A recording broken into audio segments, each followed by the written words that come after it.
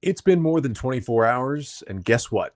It still hurts. The Orioles, for the second straight year, a quick exit from the postseason as they were swept by the Royals in the wild card round. But despite the fact that I wish it didn't happen, it did.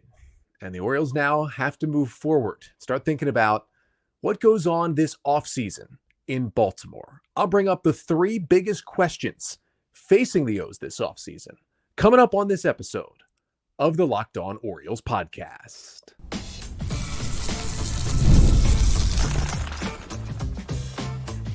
You are Locked On Orioles, your daily Baltimore Orioles podcast. Part of the Locked On Podcast Network, your team every day. Hey there, Orioles fans. Today is Friday, October 4th, 2024, and welcome back into the Locked On Orioles podcast, part of the Locked On Podcast Network, your team every day. As always, I'm your host, Connor Newcomb. And coming up on today's episode, we're going to take a look at the three biggest questions facing this Orioles team as they go into this offseason. After a second consecutive disappointing early postseason exit, what would need to change for the O's and where do they look as they are faced with some tough questions and some tough decisions going into 2025. I'll talk about the potential of the checkbook maybe opening up a little bit now that David Rubenstein has taken over. I'll talk a bit about the youth on the Orioles roster and if they would look to change that at all, and questions about the coaching staff. Brandon Hyde, we know, will be back. Is there others who may not be? We'll get to all of that and more coming up on this episode of the Locked On Orioles podcast, which is brought to you by Booking.com. Booking.com, Booking.yeah. The right stay can make you a fan of any city, even your baseball rivals. Book today on Booking.com, the official accommodation partner of Major League Baseball, and get the Booking.com app today. So it stinks that we are not talking Orioles baseball right now. It stinks that we are not recapping Game 3 of an Orioles series win, not getting you ready for an ALDS between the Orioles and the Yankees. Instead, it's the Royals going there, and instead this is, I guess, officially the first Locked On Orioles episode of this offseason. Now, nothing can really happen until the MLB postseason is over. And actually, as I'm recording here on Thursday evening, the wildcard round isn't even over. Mets and Brewers are underway in Game 3 of their series. So we have to wait about a month before things can really start to happen. But either way, there are questions facing this Orioles team after another good, not amazing, but really good regular season and another very disappointing early playoff exit. And I figured, okay, there's a lot of questions facing the O's going into the offseason, but I came up with the three big ones, and that's what we're going to get into today. Let's start with big question number one. Will David Rubenstein open up his checkbook?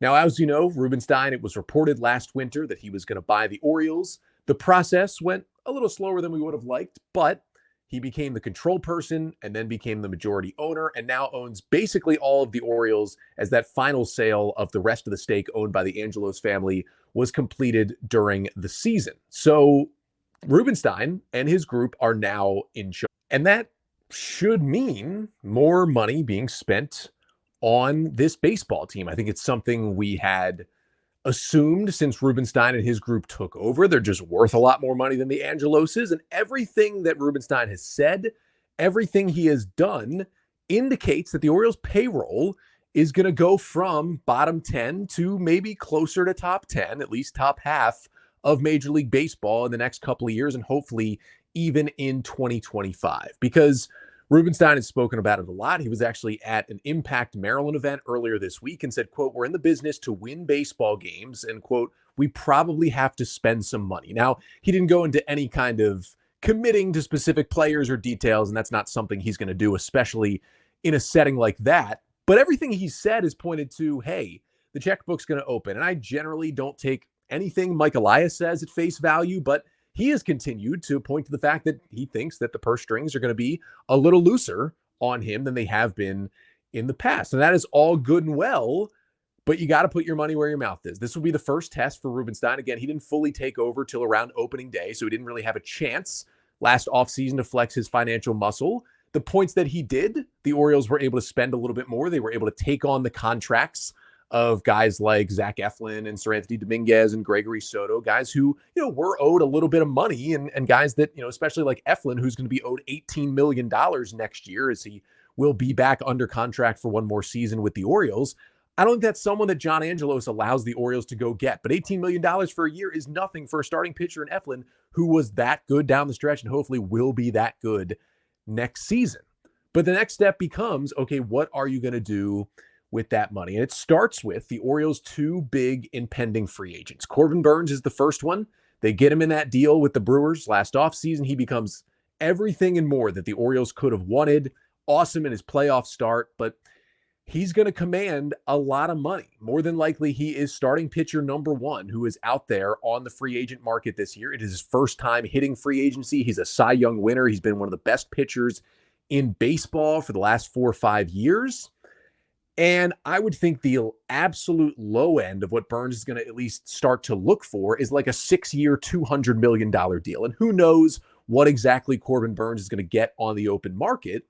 And my guess would be he is not in an Orioles uniform on opening day of 2025. There's going to be a lot of teams who are going to bid a lot of money for Burnes' services. But with what he gave the O's this year, the Orioles should at least be in play. They should at least be a factor in Burnes' free agency decision beyond just offering him the qualifying offer and that being it. They should be trying to get Corbin Burnes back. And you can't fully judge Rubenstein if, Burnes just signs elsewhere.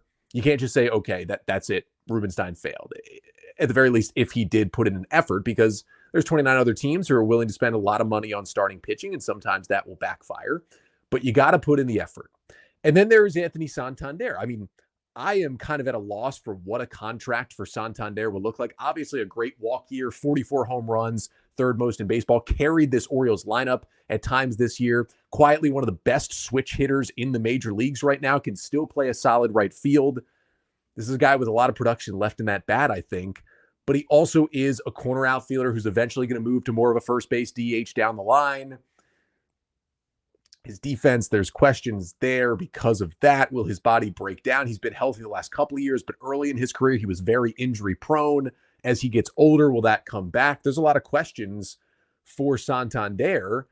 I mean, maybe 3 years, 60, 3 years, 70 some million dollars is a contract he's potentially looking at in free agency. I mean, he's a guy where he's kind of option number 2 once Juan Soto would go off the board this winter. But he's a guy who has been just irreplaceable, it would seem, in this Orioles lineup over the past few seasons. And if you can get Santander for a deal like 3 years, 60 million, you got to make that offer and try and bring him back. Now, I don't know if the O's want to dish out 6 or 7 years to a guy like Santander. I'm not sure any team would. But if it's a reasonable deal, fork over that money for a middle of the order bat who can produce, who can hit for power for a team that did struggle a bit, as we know, offensively down the stretch. That should be a big priority. Will they be willing to at least shell out that kind of money to get an important player back? Then there are your homegrown guys. Another piece of this Orioles rebuild that we haven't gotten to the next step with is nobody's gotten an extension. Maybe you could extend a player like Adley Rutschman for a little bit less right now because of how much he struggled in the second half this year, but still an important core piece of this team. I know it's tough to extend Scott Boras clients, especially this early in their careers, but can the Orioles at least get some talk started with Gunnar Henderson's agency there to get preliminary thoughts of, can we get an extension done for a guy who's going to finish probably 4th in AL MVP voting this year after winning Rookie of the Year and is a true star in this game? He has cemented himself that way this year. Can they at least start those conversations? And there's other maybe riskier moves, but can you get a deal with maybe even a guy like Kyle Bradish? Yeah, it's risky to extend a guy when he's in the middle of Tommy John surgery recovery, but that's a guy who I think is going to be at the top of your rotation. Can you maybe extend a guy like Jordan Westberg, who won't cost nearly what someone like Henderson would, but we learned this year is an integral part of this Orioles order, both offensively and defensively? These are important questions that need to be answered. And finally, when it comes down to the spending, there's just the free agents, because the O's are going to need to do something to add to this team. And they've done bits and pieces of it over the past few years. But, all I've heard is that Elias and Angelos combined have not been willing to offer more than a 2-year deal to any pitcher on the free agent market. And it doesn't sound like to any player, period, more than a 2-year contract. You got to offer contracts more than 2 years in length to get impact players year after year in free agency. They got to be willing and able to do that. Like if they lose Corbin Burns, they should be in the running for a Max Fried or a Blake Snell, or even, down the wire a little bit for a guy like a Nathan Eovaldi in free agency, where they should still be playing, maybe not at, but near the top of that free agent market with a guy like Rubenstein taking over. So that big first question is that checkbook going to open? Because it's going to need to supplement this team, but also eventually it's going to need to keep this core around. And I know it hasn't been playoff success, but it's been a lot of regular season success getting into the postseason. And if they want to keep that up, they're going to have to keep some of these players in Baltimore. And that, at the very least, it'll take spending a little or really a lot more money than they have in a while. But question number 2 also has to do with some of those young guys. Now, not necessarily the guys like Gunnar Henderson and Adley Rutschman and even Jordan Westberg. Those are core pieces of this team. We know they're going to be in that lineup. But there are some other young guys who are looking to take another step forward in 2025, get a bigger role in this lineup or in this starting rotation. But the Orioles relied a lot on young players this year. They did it last year as well, and maybe that was one of the reasons why they've come up so short in the postseason in back-to-back seasons. So coming up next, we'll talk about the youth on this roster and whether the O's maybe need to get a little bit older heading into 2025. But first, this episode of the Locked On Orioles podcast is brought to you by Tonal. For those of us who thrive on getting stuff done, including some workouts, every minute counts. That's why you need Tonal, the smart strength training system that takes the guesswork out of working out, so you can make sure you're making the most of every rep. Tonal is the world's smartest and most effective strength training system that helps get you stronger. Powered by AI, Tonal learns with every rep, so it can deliver workouts personalized just for you. It's like having a personal trainer at home with you, as Tonal will optimize every workout that's just for you. And unlike traditional gym equipment, Tonal uses adaptive digital weight to advance your training techniques. And right now, Tonal is offering our listeners $200 off your Tonal purchase with promo code LOCKEDONMLB. That's Tonal.com and use promo code LOCKEDONMLB for $200 off your purchase. Again, one more time, that is Tonal.com. Promo code LOCKEDONMLB for $200 off. And today's episode of the Locked On Orioles podcast is also brought to you by the DK Law Group. When you need a law firm, do you want the legal runaround, or would you rather have a no-nonsense approach? Well, you get the latter with the DK Law Group, a Maryland-based law firm who is redefining the legal process with their modern approach. The DK Law Group specializes in real estate law, estate planning, business law, and family law. They're tech savvy, they treat their clients like family, and they focus on keeping your legal solutions simple. And one of the things you'll quickly notice with the DK Law Group is their transparent pricing.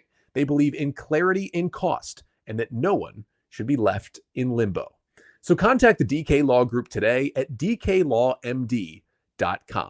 And Locked On Orioles listeners, you can call today to schedule a free 30-minute consultation when you mention the tagline, Empowering Legacies.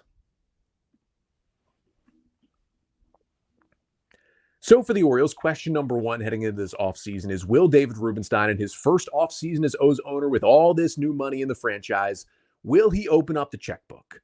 Question number 2 is, whether or not they do that, will the Orioles' philosophy be to continue to let the kids play? Now, this O's franchise, it's been a very young team for years now. In a lot of ways, that is good. And they still surrounded the team with some veterans on the edges and some guys to be leaders. And it's been a pretty solid balance over the past few seasons. But when you look at how badly they have flopped in the last 2 playoff rounds, getting swept both times, you have to think, is that inexperience contributing to some of it? And I think it's not all of it, but I certainly think it is some of the issues in the postseason for the O's. And if for some reason, which is a possibility, it would make me very upset, but if Anthony Santander and Corbin Burns are both gone in free agency, both signed elsewhere this offseason, you do theoretically have internal replacements. Heston Kjerstad could immediately take over as your everyday right fielder out there, a guy who's played a role on this Orioles team in different ways over each of the last 2 seasons.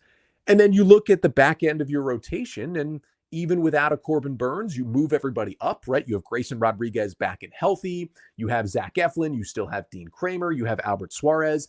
And Cade Povich, who showed a lot down the stretch, can fill into that fifth spot. Maybe behind him, the guys like Brandon Young and Chase McDermott kind of come in as your rotation depth for you, along with the wild card of what will Trevor Rogers be in 2025. And you can still look at that as a major league quality rotation to go and try and win some baseball games. And Heston Kjerstad, if he can produce like the Orioles think he can, he's not going to be Anthony Santander initially, but they think eventually he will be production-wise in right field, and obviously a younger and a cheaper option. So that is a way the Orioles could go. But going that way sometimes can only get you so far. And you're also looking at probably an everyday role in 2025 for Jackson Holliday, who'll have another offseason to work through things. And really, second base is going to be his spot. You would think Holliday at second, Gunnar at short, Westberg at third is the infield they're going to go into next season with Ramon Arias kind of going back into that utility infielder role, and Jorge Mateo potentially having a bench role as well for this team. But, you have other ways you can get the youth in there. Even someone like Coby Mayo, who had a little bit of a role making his major league debut this year, but there could be some sort of platooning bench role for him as a big right-handed hitter. This Orioles team was not right-handed enough at times this year. And also, there is a chance that a guy like Ryan Mountcastle could be traded to get some more pitching. And then that right-handed hitting first baseman, that kind of could open up for Coby Mayo to have a bigger role. These are all things the Orioles could do in the offseason. But is that the right way to do it? The talent is there for all of these guys who are already established and these younger guys who are coming up and trying to find themselves an everyday role. But will the Orioles feel the need to bring in some more stable veteran leadership? And I talked about it on Wednesday's episode after they got eliminated. I felt like that was one fix they could make in the offseason. I feel like the O's are probably going to be looking for some sort of right-handed hitting outfield bat to add in free agency. It's something that, they went and got with Austin Slater at the deadline, but they'd surely went for Eloy Jimenez too, but they'd surely like to upgrade there. You would think a bat like, a Tommy Pham, a Tyler O'Neill, a Randall Grichuk, if you want to spend a little more, a Teoscar Hernandez, maybe even a guy like Mark Canha, all these guys who are veterans, hit right-handed, can be leaders in your clubhouse and can still produce, especially against left-handed pitching. Maybe that's someone who can, play a more veteran role, be someone who can, calm things down when the going gets tough in that room and can also still produce for you.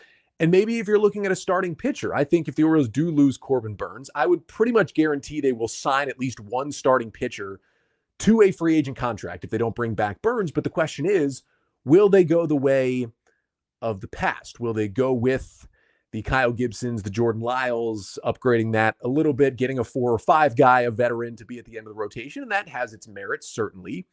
Or do you try to upgrade on that a little bit? And even if it isn't a number 1 or 2, do you go after a Justin Verlander, a Nathan Eovaldi, a Michael Wacha, an Alex Cobb, a Sean Manaea, guys who have more veteran experience and their ceiling is more of a 2 or 3 guy instead of a 4 or 5 guy in your rotation? And you're going to have to maybe give away a few more years and spend some more money to get those guys.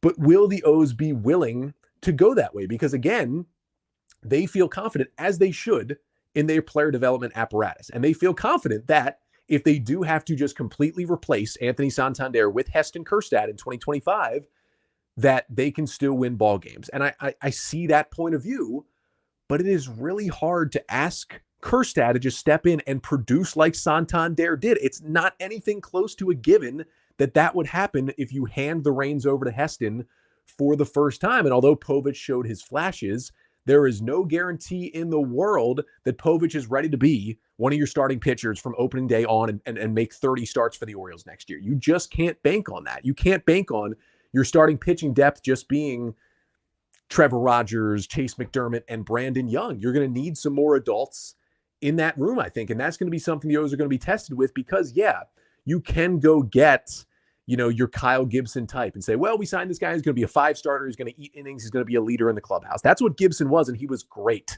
for the 2023 Orioles.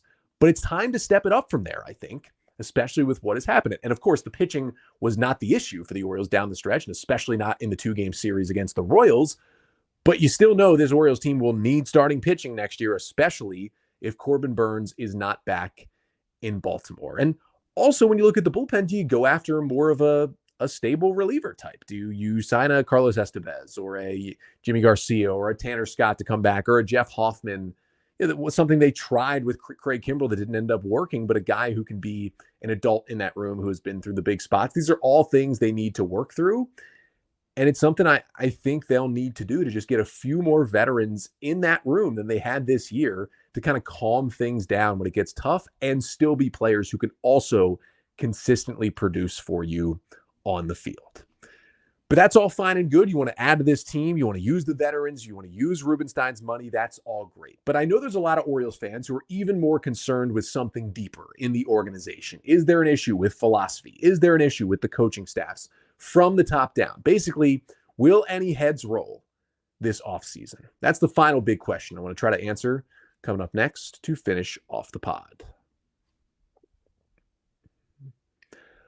But first, this episode of the Locked On Orioles podcast is also brought to you by Booking.com. Booking.com, Booking.yeah, where you can explore the U.S. cities you always secretly wanted to learn more about. With hotels, bed and breakfast, vacation rentals, resorts, and so much more on Booking.com, you might just find your perfect stay, even in your baseball rival city during the postseason. Maybe it is time to taste test your baseball competition stadium cuisine. Luckily, at Booking.com, you can find the stadium stay that is right for you. Now, of course, we know that won't be traveling, unfortunately, to see the Orioles play more postseason baseball, but you can still travel to see some baseball this postseason. And Booking.com is going to be the place that will deliver the exactly right USA for you.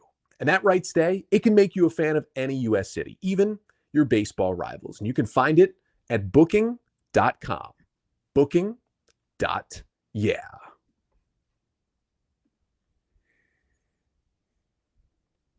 So that final big question, I think, and there's probably more than these three that I've talked about, or that I will talk about, but I feel like these are the three big questions. Will the checkbook open? Will the Orioles stay as young as they have?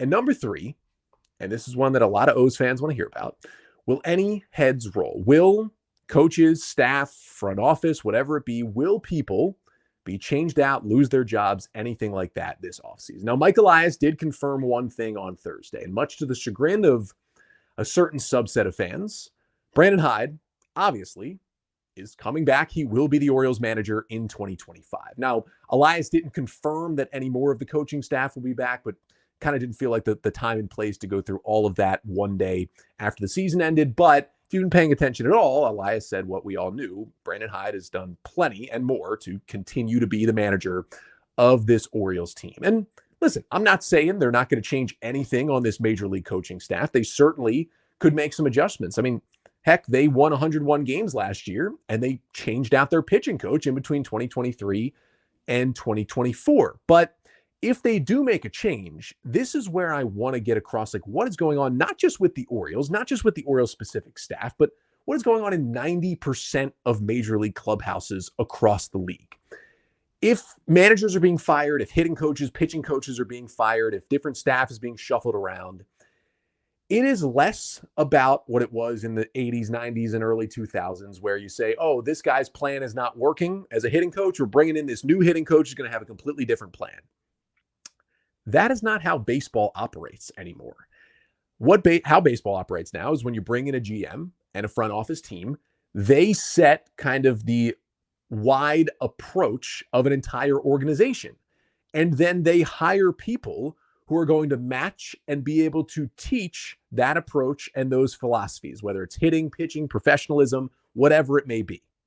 That is what Mike Elias did when he kind of stripped it down. He let a lot of people go and refilled the staff of this entire Orioles organization from the top all the way down.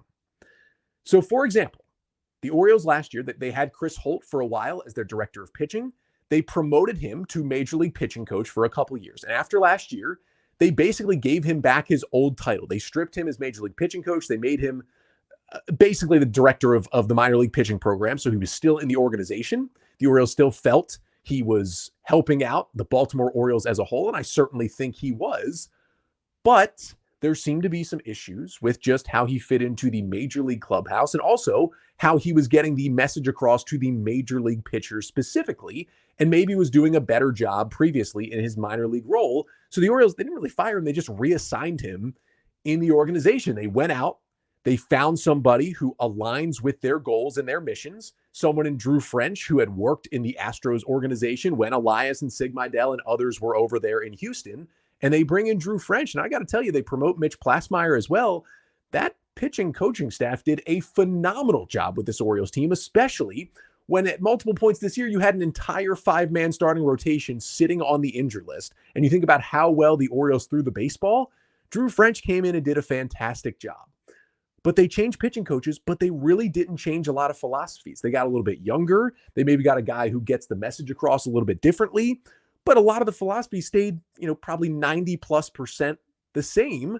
Just a different voice can help. And I get that you can make that argument about Brandon Hyde. You could say, oh, his voice has got to be stale. Get someone else in there. But for Hyde, what are you going to think? They're going to go hire Buck Showalter or go bring in Joe Madden? No. They're going to bring in someone similar to Brandon Hyde, who has a similar background and who can get the message across coming down from Mike Elias in the front office and put together a good group of guys and keep them together and manage personalities in that clubhouse. And that's something Hyde has done a great job, especially when he had multiple 100-loss teams and things couldn't have been great in that clubhouse. And Hyde kept it together and kept this job. So I know there are a lot of calls saying all that about the Orioles need to fire their hitting coaches. The approach is bad. They're swinging too much. They're trying to hit home runs, blah, blah, blah, blah, blah. Here's the reality of the situation. They could absolutely fire one or both of their hitting coaches, or at least reassign them. A guy like Ryan Fuller is so entrenched in this organization that I think if he was no longer a major league hitting coach, he'd probably be a Chris Holt situation where he's reassigned to more of a minor league role if they take him out of this job. For Matt Borg-Schulte, who was hired out of the Twins org, I think more likely that if he was taken out of this spot, it would be more of a firing. But let's say the Orioles do decide to let go of Matt Borg-Schulte, one of the two co-hitting coaches for the Orioles. It is not because he has done a terrible job and the Orioles want to go a completely different direction with hitting. It would be because they feel like Borg-Schulte, unless something really bad is happening behind the scenes, it would more than likely be because they feel like Borg-Schulte is not doing a good job of getting along with the players in that kind of professional setting and is not getting the message across from the front office, from the entire hitting apparatus up and down the organizations, is not doing a good job of getting that across to the major league hitters at the major league level. If they were to fire, say, Matt Borg-Schulte, whoever got hired, say they did want to hire another co-hitting coach, the first guy they would look at is Cody Asche, who is the major league hitting, data analyst, hitting strategist, something like that is his job title. He's in the major league dugout, would probably get promoted to that role. Or they maybe promote a guy like Brink Ambler, who is the upper minors hitting coordinator in the minor leagues. Or they would go out to maybe another organization, find a former Astros guy, or find a guy who falls into the same philosophies as the Orioles' current hitting program. They're not going to go out and hire someone who comes from a completely different background and philosophy about hitting, because it is an organizational thing. It is not person to person who comes in. The Orioles are hiring people because they fit in with these philosophies and they feel like they are good teachers and can get these points across.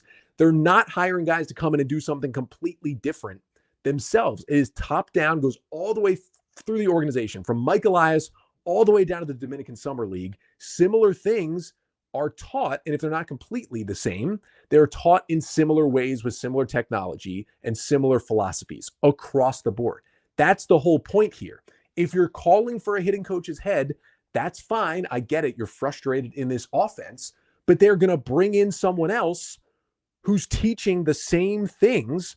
Maybe just the O's want them to do it in a different way, and that's why they bring in another fresh voice into the dugout. And I think that is what doesn't kind of click for people. People think, oh, you fire a hitting coach and hire a new one, well, something completely different is going to happen. That's not the case. The Orioles have had, despite the struggles at times this year, a lot of success with this hitting program. They have been lauded for their hitting development in the minor and major league levels since Elias and his crew took over.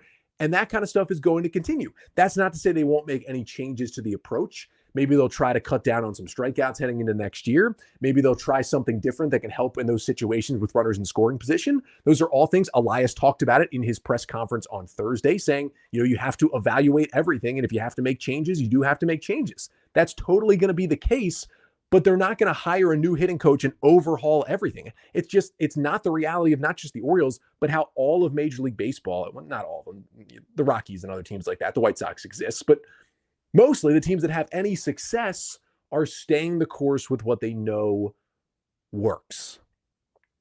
That is the big point here. And I think, it's hard to think about that because it's like, oh, hitting coach. It's not like a football offensive coordinator who's putting in their own brand new offense. They're coming in with their own philosophies, but the Orioles aren't going to hire a guy if that guy doesn't already fit in with what they're trying to do and what they think in the long term is going to lead to success for this team. And again, that's not to say they won't make small tweaks.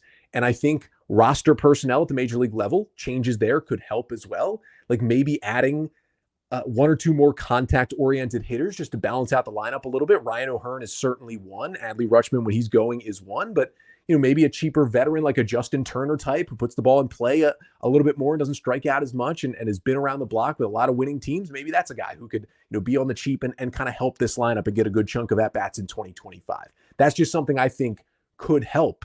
But even if they're making changes, it's not going to be these overarching things like that little shift in philosophy. That's why I love the Orioles drafting Enrique Bradfield Jr. with their first round pick in 2023. He did not fit in with any of the other hitters Mike Elias has drafted in the first round. He's a contact and speed and defense oriented guy instead of a, big time tools, big time power hitter with big time exit velos kind of guy. And Bradfield probably isn't a major leaguer until 2026 when he can really start to change things in this lineup. And that's going to be exciting. But before then, a guy similar to that, I think could come in hopefully and just balance out the lineup a little bit more. But these changes you're calling for, it's not going to make this entire approach change. The O's will make those internally if they need to, but you don't need to. That's really not how it works. That is kind of 20, 30 years ago how baseball worked, and it's just not that way anymore. This is not to say things shouldn't change and not to say things won't change, because people could lose their jobs here if the O's want to go a different direction. Philosophies could be tweaked. That is certainly on the table, especially with the playoff struggles. But if you go in and you do fire someone, you're not bringing in someone who's doing something completely different. That is not how this organization works, and they have enough positives in there to show you why that is the case.